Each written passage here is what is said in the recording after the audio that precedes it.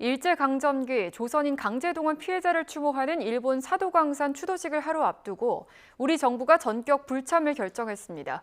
야스쿠니 신사 참배 이력이 있는 일본 측 관계자의 참석 등을 문제를 두고 이견을 좁히지 못한 것으로 풀이됩니다. 박희재 기자입니다. 한일 양국 차관급 인사가 참여하기로 합의했던 일본 사도광산 추도식 행사에 정부가 최종적으로 참석하지 않기로 했습니다. 야스쿠니 참배 이력이 있는 인사가 일본 측 관계자로 참석할 거란 보도가 나온 지 하루 만에 내려진 결정입니다. 외교부는 추도식을 둘러싸고 발생한 양국 사이의 이견을 두고 수용 가능한 합의에 이르기는 어렵다고 판단했다고 밝혔습니다. 조태열 외교부 장관 역시 발표 이후 한 방송 인터뷰에서 이견을 해소할 시간이 충분하지 않았다는 취지로 불참 사유를 설명했습니다.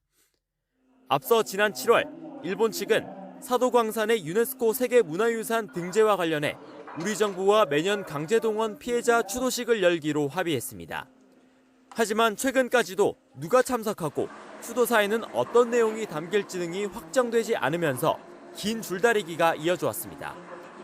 여기에 추도식이 열리는 일본 니가타현 지사가 행사를 단순히 유네스코 세계문화유산 등재를 보고하는 자리로 언급하거나 행사 공식 명칭에서 희생자 표현이 빠진 점도 논란이 됐습니다.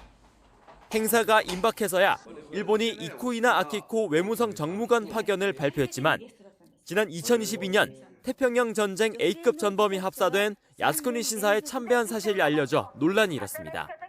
이쿠이나 정무관은 과거 강제동원 등 과거사 현안을 두고 한국이 더 양보해야 한다는 취지의 답을 내놓기도 한 것으로 알려졌습니다.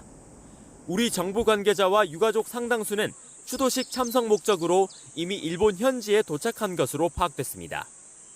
외교부는 유가족들과 별도의 자체 추도식을 진행하고 사도광산 노동자 관련 시설도 시찰하기로 했습니다. YTN 박희재입니다.